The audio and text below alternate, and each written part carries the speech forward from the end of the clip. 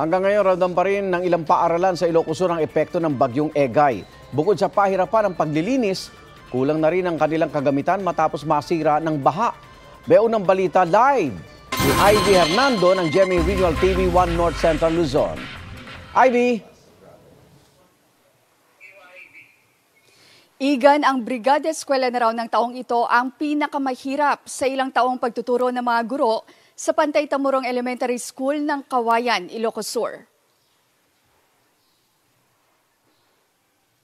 Isang buwang paglilinis ang isinagawa sa Pantay Tamurong Elementary School sa Kawayan, Ilocos Sur dahil sa matinding pinsala na iniwan ng bagyong Egay noong Hulyo, gaya ng makapal na putik sa lahat ng silid-aralan at paligid ng eskwelahan. Sobrang hirap na, ubos na ang lakas ng ating mga guro, awang-awa na ako sa kanila, wala silang weekends, wala silang holiday. Kahit patapos na ang paglilinis, problema raw ng pamunuan ng eskwelahan ang mga gamit. Humigit kumulang 15,000 na libro sa eskwelahan ang nasira. Nai-report na raw ito sa Schools Division Office, pero wala pa umunong katiyakan na mapapalitan ito sa darating na pasukan. Pansamantala, nakahiram ng printer ang principal at magpo-produce na lang daw muna ng photocopy ng modules sa major subjects para may magamit ang mga mag-aaral.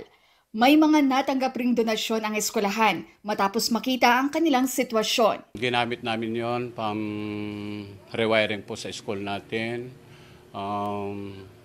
Yung mga stand-pan natin na mahigit na 100, ipinagawa natin. Ipinambili rin umano nila ng gamit sa eskwelahan at school supplies ng mga mag-aaral.